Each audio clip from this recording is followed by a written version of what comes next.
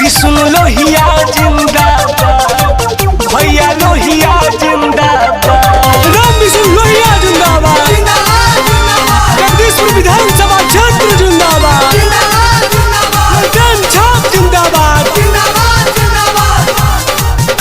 नराबा तेज रफ्तार चाहिए तेजस्वी सरकार, कालिका स्टूडियो आरा।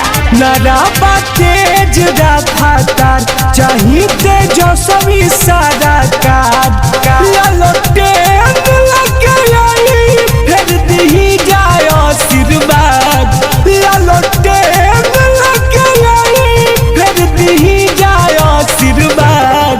भैया लोहिया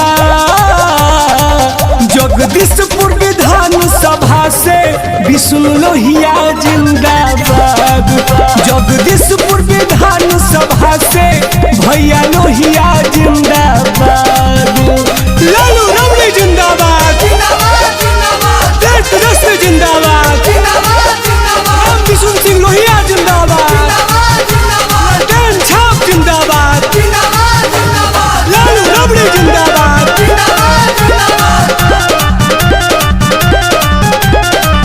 चौपट पहले शिक्षा स्वास्थ्य कुशासन कुमार हो, पूरा बिहार अब होता रोजगार हो, होता रोजगार हो। चौपट पहले शिक्षा स्वास्थ्य कुशासन कुमार हो, पूरा बिहार अब होता रोजगार हो। करी जाए अपन राज के आबाद, करी जाए अपन राज के आबाद। भैया लोहिया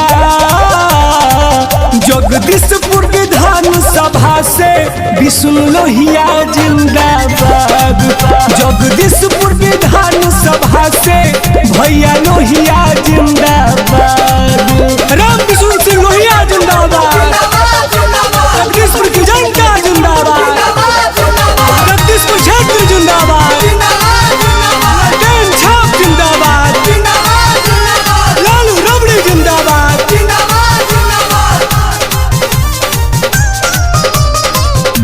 जन सेवा करे वाला लायक हवे नेता, राम विष्णु सिंह जी तो सबके चहेता, सबके चहेता। जन सेवा करे वाला लायक हवे नेता, भैया विष्णु सिंह जी लोहिया सबके चहेता।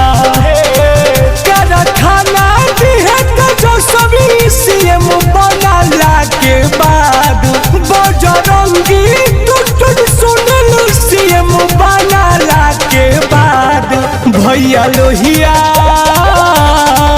जगदीशपुर विधानसभा से विष्णु लोहिया जिंदाबाद, जगदीशपुर विधानसभा से भैया लोहिया जिंदाबाद। नराबा तेज रफ्तार चाहिए तेजस्वी सरकार, ललटेन लगे आई फिर दी जाए आशीर्वाद, ललटेन लगे आई फिर दी जाए आशीर्वाद।